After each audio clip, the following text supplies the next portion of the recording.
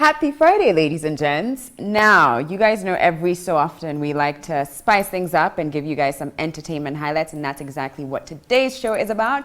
You're watching Living with Us, and I am Sharon Mundia. We're here at Myra Residences by Trianum, and I've got some friends of the show. I mean, at some point, you guys, I think you should be on payroll. You should be co-hosts. Yeah. I love that idea. I love the executive producer. Yes, exactly. Yeah. So we're making arrangements because you're obviously favorites of the show. Yeah. Plus, we've got the gorgeous Mkamburi Chigogo. Thank you. Content creator. You're popping all over Instagram, everywhere. And then we've got my bestie. Yeah, my best friend. What's up? Yeah, we decided we're best friends after the last time he came on the show, and I was like, I really like you. Can you be my friend? Yeah, you know, like we actually call each other besties on our phones. Yeah. So I feel left out. Antonio, so everybody. Thanks. Never mind. Never mind. But you guys will, I mean, you guys know this crew. They're just so vivacious, and they're not afraid of sharing their opinion and speaking their mind, even though half the time I'm like, wow, I can't believe they actually said that. Yeah. But it's great. That's what we want for today's show. So, lady and gent, shall we get right into it? Yeah. Okay. So, first story I want us to touch on is rugby players Wanyama and Mahaga were sentenced to 15 years in prison for raping a lady last year. It happened, I think, in February last year, but the case has been ongoing for over a year. So 2 superstars sentenced to 15 years. Ladies first. Okay, fine, no problem. I think 15 years is a very short time because by the time they're done with their sentence, they'll be 38.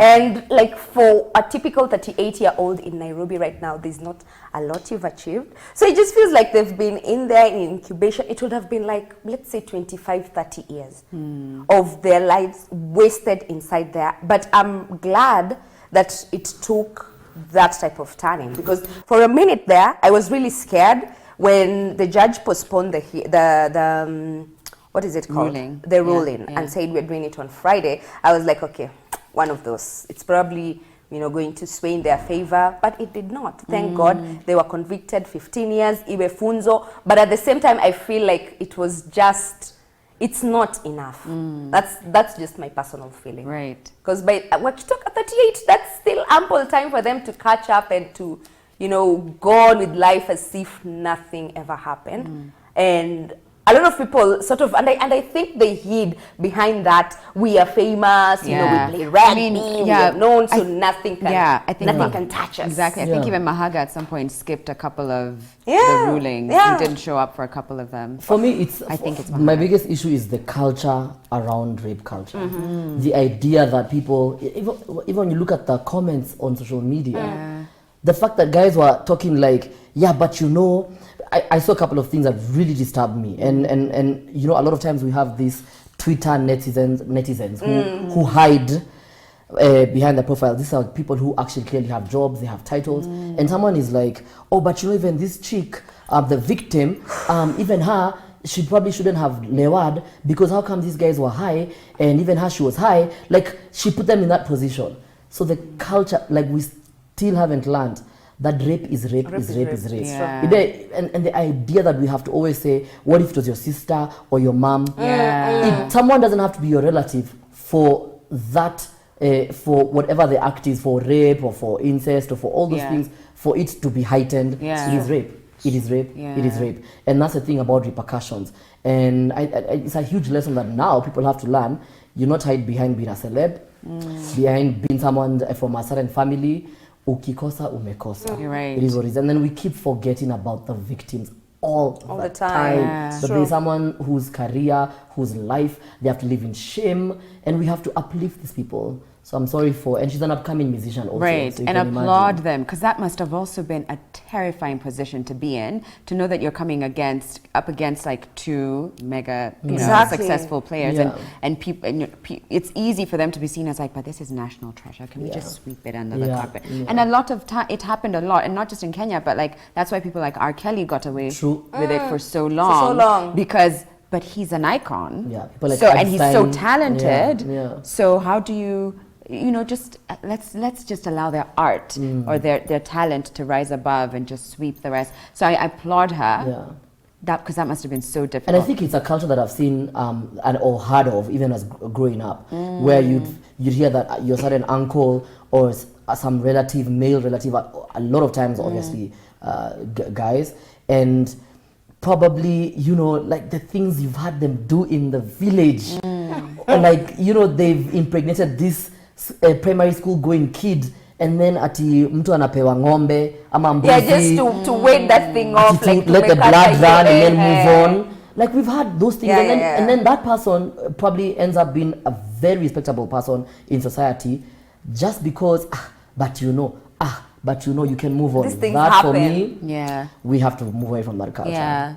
All right, so let's move on. Let's talk about MCSK and the drama. And as an artist, I'm so curious to hear about your thoughts on this, on the royalties that were given out, and I think the cap was 2,530 shillings for all. Like I think that was the top. Like that was like for the ones like us who did that for a while. Yeah, it's what they call general distribution. Okay. So just a bit of history on MCSK. Okay. A lot of people that literally are forgetting is that MCSK is a private company limited by guarantee. It's a society, which means that even we as artists have a huge responsibility in the day-to-day runnings of MCSK. The truth is we can make all the noise we want to make on social media. We can go everywhere and make noise on every station. But a lot of us, especially uptown mainstream artists, we have to get in MCSK, go for those meetings, and fight against things like general distribution. Though I gotta say, from 1983 till today, Manze, we're still going through we're talking about the same thing over and over and over. It is so tiring that if we don't actually take drastic changes, Manze, it's for us to be blamed. Because now the younger artists, they'll just be coming to collect fare at this rate. Yeah, I mean, 30 like, bob. Some people are getting 30 bob. From what I heard from this, and I stand corrected, from MCSK, is that you people, probably not you guys, but maybe Akina Poxy and whoever, are the ones who fought for that general distribution, that every artist, regardless of whether you've been there or you joined today, blah, blah, blah, everybody is getting an equal share of the cake. Yeah. So the issue isn't even about the distribution. The big issue is money. Is the first financial misdeeds at MCSK between 2016 and 2017. And we had this guy on TV, and he actually said, the marketing manager, he said on record that he didn't receive a salary. I then got a text on live TV that they received salaries in excess of 90 million for the 2 years. So where are they getting the money because they go to the streets, they go to matatus, they go to bars, they go to kiosks, anywhere. It's called PPP, which is performance in public places, which means basically anywhere, a radio, anything that has audio that plays, they receive money. So, but who are they accountable to? Who do they do? That's what I'm saying. They're accountable to us, the artists. But if we don't go for meetings, if we don't go and complain, if we don't go and make demands in those meetings, they will do anything they want with the money. And to be honest, it's a very mainstream thing of Kasarani. Aye. So it means you get the notifications that, guys, there's a meeting. To be honest, yes, but how do you like, even monitor? I mean, also it's 2019. You don't have to sit and attend every single meeting. Yeah. Is there a way that digitally you can start to access how much is made? The unfortunate bit is if you don't attend these meetings, like I mentioned at the beginning, this is a private company. It's not even a public company.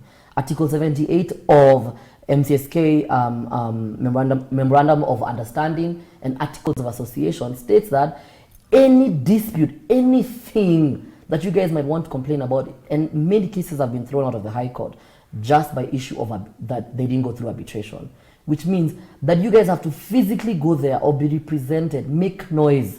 Then when you've made the noise, say that we want the logs. But you see, if you don't go for these meetings, by the way, imagine the way the company is set up, you have to be present and complain and make that stuff be known. You don't sit at home and say, mi sikucho your family meeting, kwa nini mumesema chama ifanyango on the 3rd of every month.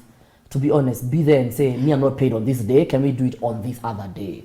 be there, be present, participate. Yeah. That's my No, issue. I mean, I do think that there Yeah. is that angle. And Yeah. but you should take more action in matters concerning your career and your livelihood as well.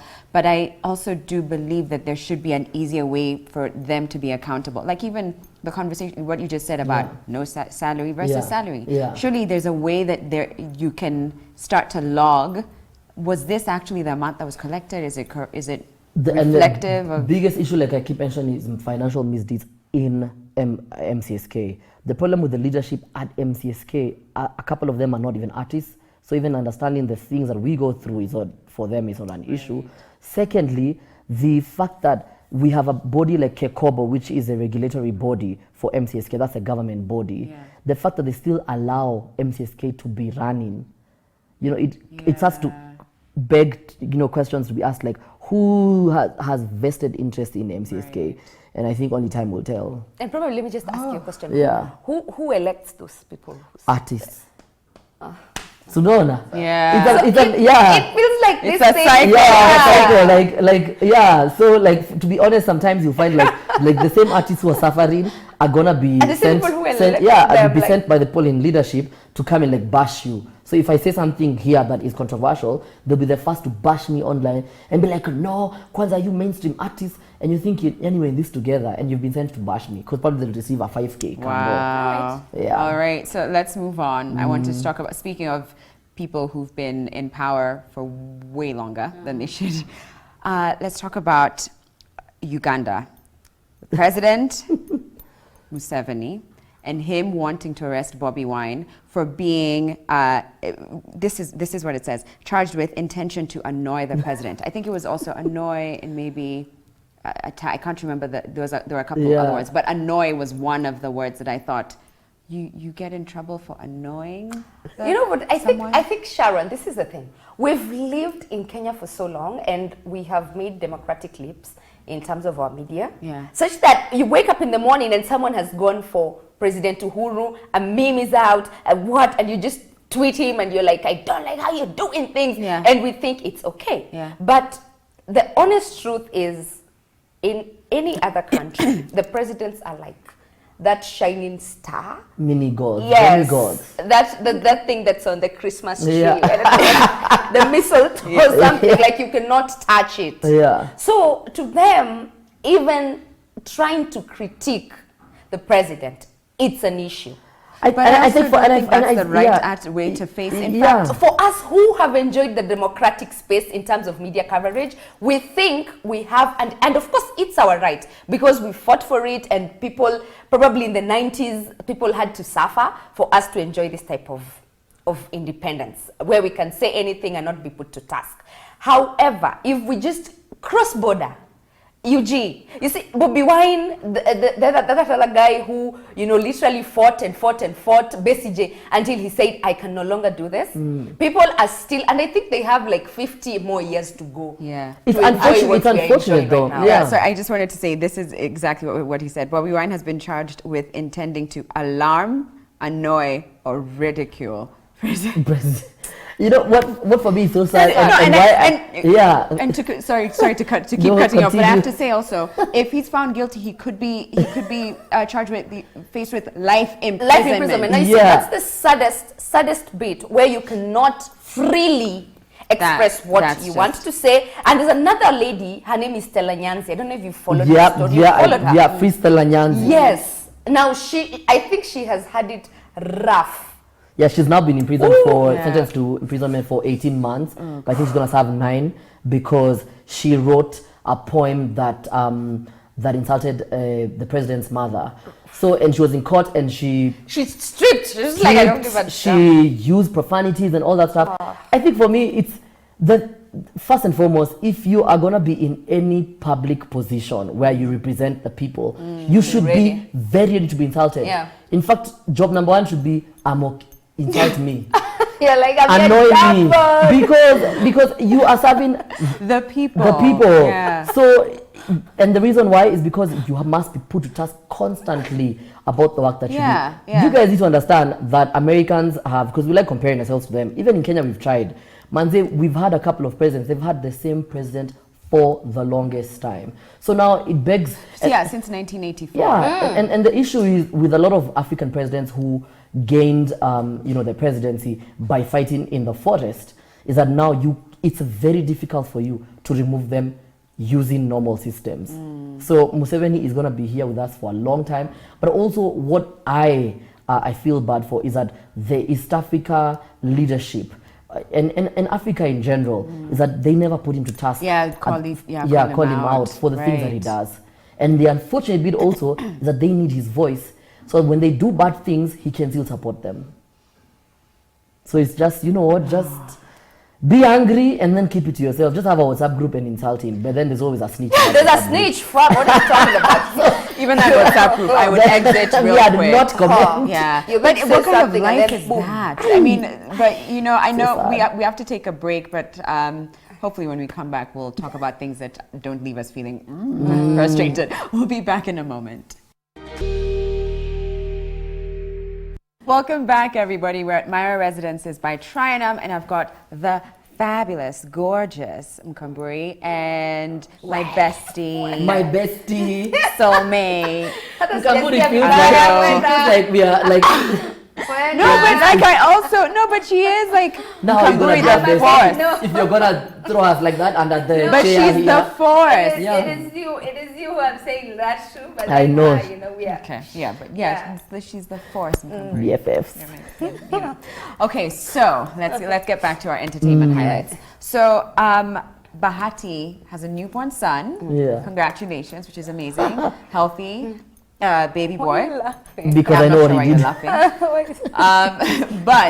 And the thing I want us to talk about, without focusing on the son, is the endorsement. Yeah. Which within a few hours of him coming into the world, he already had an endorsement with an insurance company, and it just got me thinking. I'm always so curious about this, about parents and putting their children out there, endorsements, and sort of having them be accessible to people quite early. And I'm curious to know your thoughts on that.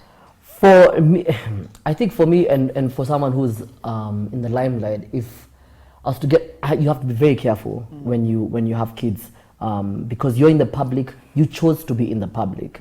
Your kids have not chosen the life that you're literally putting them into. So for me, it's a very fine line between we gotta get that paper, we gotta get the bag, and also the fact that how sure are you that your kid will not look back and literally blame you for a lot of things that will happen to them as they grow older. One, because the moment the kid is born and they now have an Instagram account, and you know what really makes it, Yani, every time I go through this Instagram account of these kids, is how much effort you put into it as a parent and as a celeb to actually post like a kid. So you're there, it's Mkamburi and Anto, and our kid is called Sharon, and Sharon is like, oh, I'm so blessed to have Anto and Mkamburi as my mom and dad. And I'm like, what? That kid cannot even, does not even, hata ajui schedule yake ya kunyonya, and you're there. So for me, that is fun. That is funny. What I don't like is that when this kid grows older, and that's what people don't realize. There are very many things about being in the public so that makes you sometimes realize, okay, I wish I was never famous. So imagine you choose, and then you're like, you know what? I'm gonna dust this off. This is a bad moment. I'll do this. Imagine a kid who doesn't have that choice. So for me, that is the issue. But you get your paper, but on one condition: understand that this kid has to face the repercussions of being in the public. Just that. Yeah. I think I'm actually pro the child working towards their own, to secure their own future. Like if you listen, babies, my future babies, wherever you are, if you can work and just pay your own fees, I do not have a problem with that. In fact, I'm one of those people who will literally sign my kids up with agencies. Like, so are you taking models? Are you doing this? But thinking about it critically, we are literally exposing our babies to so much, because you know what, you and I might look at the child and go like, oh, so sweet, but somebody else will see the child and go like, so ugly. You know, probably they got the endorsement because their father is untold or what. And so people keep coming for your child, and it spirals down to school because now the child goes home, tells the neighbor that in fact we even school with so and so's child, and then now anaambiwa maneno mbaya huko, akirudi shule, I want to take it out on you, and your child faces bullying. So it's actually a two-sided coin, but I think the pros outweigh the cons, honestly. You said something. Sorry. I mean, I think the cons outweigh the pros. And you said something a while back that got the whole country talking. It was about your kid and the fact that people feel entitled. And I think it's better for you to tell the story about how people feel entitled. Tell us that story. Where your kid, you're not showing. What do you mean? Yeah. Like, well, I don't even know if we have time to get into it. But essentially, what I was trying to say is, like, you know, I had made a decision not really to show my daughter, to even talk about her, and sort of just keep my family out of it after learning the hard way. But then I also know I was responsible. I was in luring people in because her presence was felt on my videos, in some of my pictures, because maybe you'd see the back of her head, so you could see that there is a child. So then when I made the decision not to, I just found that there was people were like, excuse me, where is your daughter? And I was like, in what world do you think that you have you have the authority? How are you entitled? Or to tell me when and where and how to show my child. That's the one thing that pisses me off with social media. The fact that I feel entitled to your life, to your life, to your... So now imagine that on a baby. And you know, and I actually really thought about this and whether I even wanted to have this conversation. Because I didn't want for this to be a, we've mentioned the name and we've not said the baby's name, but you know, the presence is now here. We're talking about. And it's a debate that I think has to happen, and that's why I thought we should have this conversation, because I want, and I say this even knowing that I have friends who put up their children, and it's just it's how they run their lives and run their business. And but then you should look at it this way, like and that's the thing that and what is interesting about this conversation is we didn't wake up and decide we're gonna pick on Bahati's kid and actually talk about the kid. What has happened is that the parents have made a conscious decision to put the kids in the limelight, and now this kid has become a conversation. And unfortunately now for us and for them is that we have to, because probably we'll be in this situation one day, is that we have to now begin to explain that, you know what, we feel that we wouldn't be comfortable with our own kid. And unfortunately, and this is the thing, this is a repercussion of doing this in the first place, that now there's a name to the kid, there's a conversation about the kid's endorsement, and that's the unfortunate bit. People will talk about it. But also, there's also the other side of this coin, which could be that he's like, we got a lot. We got a lot. And we got a lot of conversation. Yeah. You see why that endorsement worked? Yeah, exactly. So now that we're talking about children, this mother put up a video on the internet of her essentially calling her own child ugly. My biggest fear was having an ugly baby. Now look what the fuck I got. Look at him. He is so funny looking. He got all this hair though. And saying, oh my gosh, when I was pregnant, I was so scared I was going to have an ugly child, and now look, child is ugly. And put the baby, not just her, but her baby's face out there. Now that we're talking about putting our children on the internet. Another interesting part to this is that Cardi B came, there's a lot of comments on this, of course, and one of the comments was from Cardi B, who was like, I'll take him. I'll take him. Yeah. I believe, and for me, the standards of beauty in the world, it really begins with self. We can have all the campaigns we want to talk, we can always be cliche and say, no one's ugly, but it really begins with self. The truth is, I genuinely believe that there's no one who's ugly in the world, because it's a standard we put to ourselves and all these things, and we throw these standards on other people. The fact that you're gonna call your kid ugly, it says so much about yourself, because when you look at a kid, you look at yourself. So you're ugly, and this kid has to grow in a world where you're calling them ugly. Cardi B should take that kid. And by the way, for me, if Cardi B will take that and also get mileage from it, well and good, because she's paying the price of having to do with someone else's self-affliction of I don't love myself. Yeah. And manze, imagine if our parents called us ugly. Yeah, How would we be on walking the out internet. here? Yeah. It's one thing to call me in, like, and then to put it on the internet. Mkamburi, what are your thoughts on that? I think we've just we are living in a world where we don't know when to stop, when to start. We don't know when to say that's enough. Like now, that's too much. Yeah, that's too much. So to her, I probably think it stems from her personal issues and then the issues with the daddy. And probably if you find out maybe the daddy is not actively present in the child's life. So maybe she feels like you're your daddy's product. Like these genes are not mine, you know? And she's scornful. And then she was probably saying it behind closed doors until she realized who could possibly be watching me doing this. So she didn't anticipate that the thing might blow out of proportion and it might go as viral as it did. And she was just saying it as a by the way that, oh, I think you're ugly. And maybe she thought people will be forgiving. Like, oh, maybe she's going through the most or she's going through this. So we don't know when to stop, how to stop. And the unfortunate bit is this thing, the child will probably see it in the next.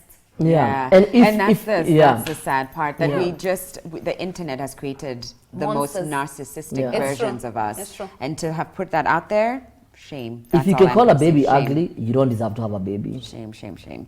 So let's talk about weed, marijuana, and the legalization or non-legalization. Advocate Okay. Sensimilia. Okay. What are our thoughts? Is it time for marijuana to be legalized for its medicinal? I think medicinal marijuana needs to be legalized for a couple of reasons. When you have like full-blown AIDS patients and cancer patients, and for me, and even I know of parents who've used whether it's weed in cookies or whatever and edibles, and this is a thing that Chronics always says all the time, which is you can't take a mango tree, say that the fruit is right, but then the roots and the branches and everything needs to be discarded just because you get profits from the fruit.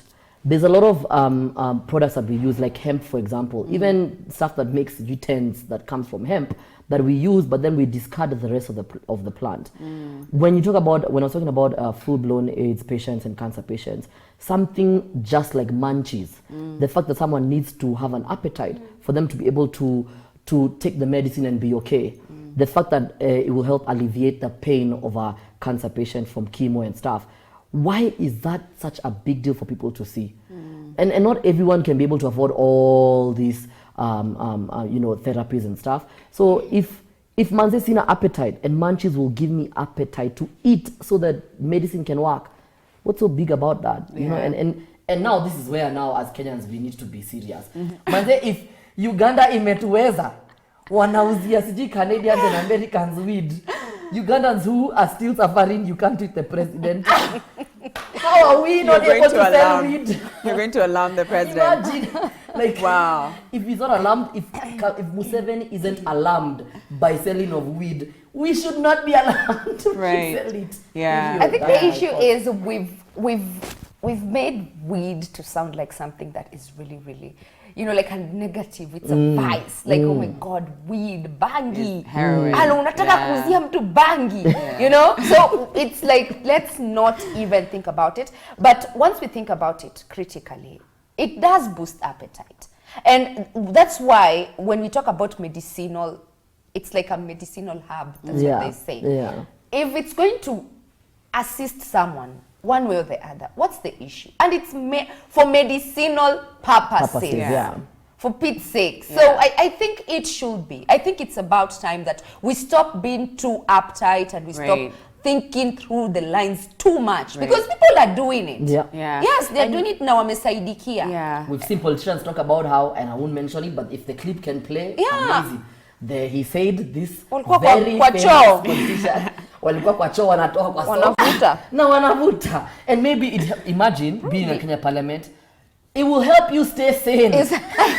How many people you want to beat inside? Or not sleep. I zone out.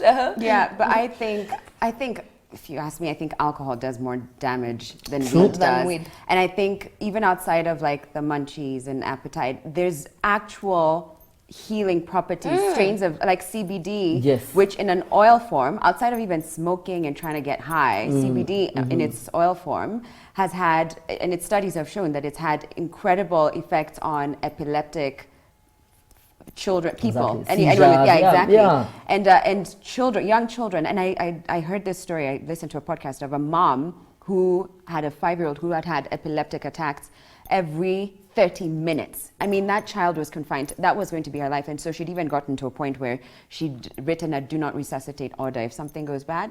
Long story short, she gave the baby her 5-year-old CBD oil, and she'd now go weeks without having an epileptic attack. She was now riding her bike. She'd gotten back into her normal form. So it really has had incredible effects on changed people's lives. And I think this is more a political, financial discussion. I mean, there's people who don't want if you ask me, and I don't know if this will sound like I have all these theories and I'm sitting in my bedroom trying to be like, But I think a lot of pharmaceutical companies would be afraid of, like, if weed was actually put in In fact, I believe that a lot of pharmaceutical companies, if this was to go through, you'd be so shocked that most of them would own the land in places like Western Kenya, where it's like completely, really fertile. They'd own the land just to make sure they still control it. Yeah, that's it though, guys. So because of today's conversation, and then we go for a break. Why would you guys think We've got that to I'm doing anything?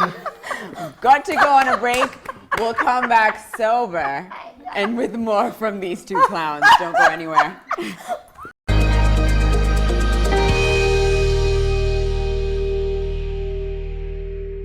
Welcome back, everybody. Oh man, you guys are just my favorite. Aww. Really, Yeah, really. you're the best. You've made my Friday. Oh my God. Danny.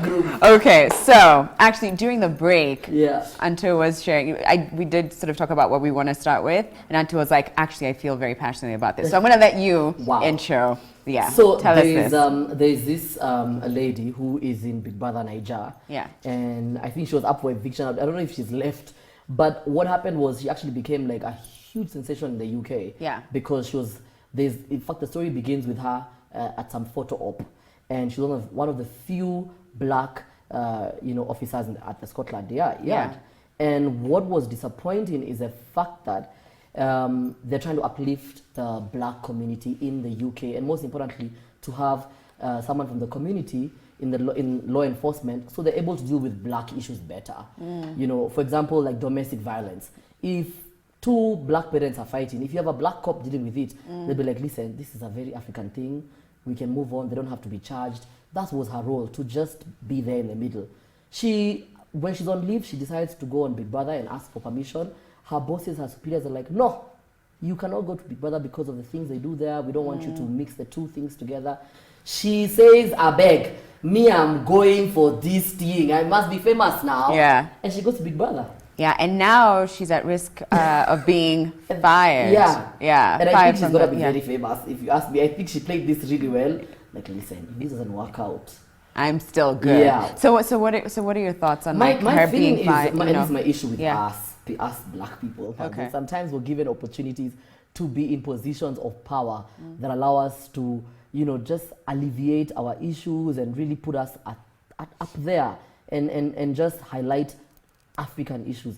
But we always mess it up with just tamatu. It's just, for me, it's greed. It's like Big Brother and being able to make a huge change in Scotland Yard. Nah, Scotland Yard. Right. That's me. What would you go for? Scotland Yard ikae. Of course, this is Camry. Let me tell you why I'm saying this. This woman, first of all, for her to even be a contestant in Big Brother Africa means she had a fire personality. Yeah. It means she had a controversial personality, and probably Scotland Yard was the next best thing, but it was not her only thing. So if they decide to fire her from that opportunity, empowering the blacks, doing this is entertainment. It's show business. Yeah. Okay? Yeah. So if she uses that platform to her advantage, she'll just be telling a story that one day they fired me from Scotland Yard and now look at me. Yeah. The only advantage she has that it's Big Brother Niger, which means the opportunities that come out after. You guys, she probably end up being a big cop in the Nigerian police force. Probably she won't be a cop. Probably. She'll be like. They'll be like, she'll be dealing with showbiz issues. Yeah. She's a celeb, but then she can put Davido in check when he misbehaves. Yeah. Tiwa Savage, Yemi Alade misbehave. Can you put in line now? Right. You know, so probably. Yeah. But you know, but I still insist. If you have an amazing opportunity, sometimes So you don't think Big Brother Africa is an opportunity? Hey, let me just say this: it's an amazing opportunity, but you cannot police people if they've seen you already naked. that's what I was going to say as well. Like Yeah. as a police woman, because I was also going to ask, can't you be that? Can't you be this person who's able to uphold or sort of dismantle certain black, stereotypes in the UK, but still be yourself on Big Brother? But when I was thinking about it, even as you were talking, I thought if a policeman, I'd seen them getting upset because someone took their bread, I'd just be like, what are you telling me about anything? It would just be hard to sort of, once you've seen someone outside of uniform perhaps, and they're more relaxed and in their space, it might be hard to go back to police. It's very difficult. But I don't think she intends to go back. Yeah, I think she's sort of Honestly, won I think out so. of this. Because Yeah. Is it this person who stripped and was kissing people? And I was think just there's a acting moment where she had ratchet? a ratchet moment, and the cops were so shocked. And then you can imagine they're white. They're like, oh my goodness. And we still, and by the way, we still have to, interesting enough, we still have to deal with issues. Sometimes for me, people say until you're being deep, but there's a thing also about black people and black bodies, where people are not comfortable with seeing black people in intimate situations. So now to be also fair to her, it's the issue of they don't want to look at black people doing stuff like that, so it's uncomfortable for them. But it was white people, they'd be like, it's normal. I almost want to, can we take a slight segue in that direction? Why do you think that is so? Why do you think that we don't often have black people in like beautiful romantic settings? It does just sort of abomination now. Like it just makes us uncomfortable because of how we were cultured. Yeah, and I think we see ourselves. So we see ourselves doing it, and we feel uncomfortable. Like, oh my God, stop. Because no, but we don't feel uncomfortable if it's a white. But when it's white people, it's like days of our lives. But when we see ourselves, it's escrava esaura. It's slavery. But when it's white people, it's not landing. We're like, yes. But black people, this is escrava esaura. Black rose. Bold and beautiful for the blacks. And oh my God! It is so sad, you guys. I don't get it. For black people, it's Vitimbi, and it's plus 10. Humor. You should not watch that. It's like humor. But you know what? That should actually. You know what? I think I might even have another show where we try and explore that and how to create to change that dynamic. So also we don't create terrible or negative connotations towards sex or sexuality because God forbid, it's quite sad. I've thought about it just this moment where I'm like, wait, maybe though actually, and even maybe they're making me feel that she shouldn't go back because they're comfortable with her body and as a black person being intimate with another black person. Good point. Do you see what living with the S does? You are getting bonus. We need to. We're going to organize for extra on you. That was incredible. So let's talk about something else. Wow, you've actually made me ruin my makeup a little. So let's talk about. She's beautiful with makeup like that. Don't start telling us yes. With or without. Yeah. So Figure by Ethic, and the controversies around copyright issues. The beat was very similar to another song that was released in 2017. I think it was a Mexican song. Is it a Mexican song? Yes. A Mexican song. As an artist, I really have to, first and foremost, and someone said this online, it was, I think, like a fan, and I was like, this fan is deep. Because they said, if you've always loved and appreciated Ethic, with or without the fact that it's a sample track, you love them, period. You must love these people whether or not that scandal is around them, because this is not really a moral issue, to be honest. And I've done IP law, and I always tell people, and they think they're always like, Anto, really? So there's this amazing course organized by Harvard in Kenya, and it's about IP law. The truth is, Ethic, I think at that time before they were signed by Universal, did not have the infrastructure that allows them, lawyers, people who research, producers, and people who know that before even you put out a track that it has a sampled work, that you need to get approvals, and you need to get licenses and sync licenses and all those things. So it's just the infrastructure that stops these kids from just succeeding. The rest, these are just the rest in terms of the lyrics, the melodies in the lyrics and everything. These kids are on point. Yeah. They make us dance, and for me, it's not a moral issue of their music sounds like this. That's on you. If you feel Ethic's music is not amazing, go look for some country music that will uplift you. Yeah. But these kids are on point. It's just that some of the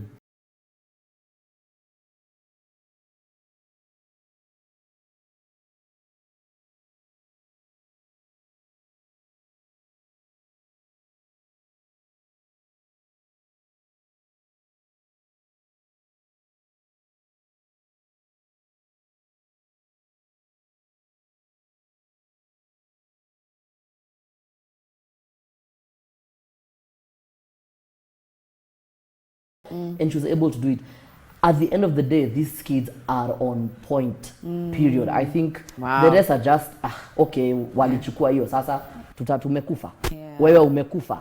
Enjoy mziki manze and you move on. Yeah, but then I think lesson learned for them, as they get famous, more money, more problems. More money, more problems. First of all, why are we calling them kids and Kamenegoro said their age mates? These guys were like 27, according to Kamenegoro, in Bahati.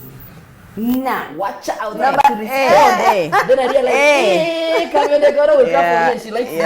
Let Kamenegoro keep liking me. Let me just not see it. Number 2, as in, is it Ethic who sampled the Bitter Money motif? Motive. See, Ethic too, hourly they got the lyrics and their job was just to flow. And you know what? Unfortunately, you guys, in as much as we want to sit here and try and be politically correct. Yes, with Ethic and say, oh, we still love the music, fact is, ignorance has no defense. So if these people who did that conyo or sconyo, whatever it's called, the original, and you see, all of them actually are, I think, Africans. So in as much as, and I think, you know what, this is what, it's my conspiracy theory. When Motif took the beat, he was like, this is really fire. I don't think anyone will ever catch up with us. Who would even know what Ethic is doing? Like, come on, guys, get out. And then, unfortunately, these guys were on to them. For, like somebody, it's like someone snitched, and then, because there were 3 guys, all of them do these people out was conyo. Everyone is like an independent artist. Contrary to what people reported that it's a group. It's not. They are all independent and they came together to do that thing. Now, if you watch the original video, Yeyo Konyo, I'm telling you, it's like, let me tell you, did you see? It's like something copy, paste. It's like they literally took the entire idea. Because your conyo, it's talking about, I think, chicks in a strip club or something like that. And they're going on the table, doing all these crazy things. And you can see the same model that was applied there was replicated in this Ethic video. So if these guys decide to sue them,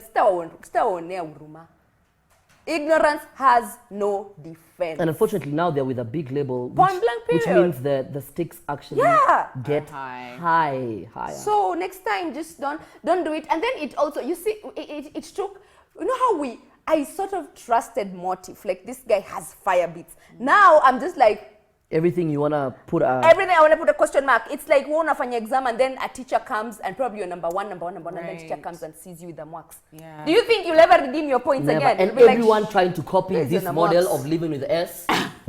And you know, it's what you're not Sharon. We see you trying to steal this. I don't even know where it's coming from, but until Bessie I think they'll use this clip one day. So I'm like. But what I think is interesting is that they it takes years to build a brand, but only a couple of minutes to sort of leave it. Unfortunately. So it's like whatever you can do to dot your I's, cross your T's.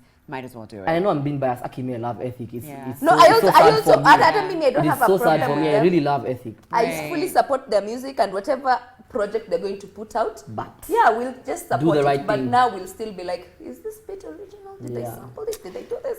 Oh man. Well, thank you. I think that's the end of our incredibly hilarious, but also very thought-provoking show. Yeah. Thank you. Thank you for having me on Living with Esik.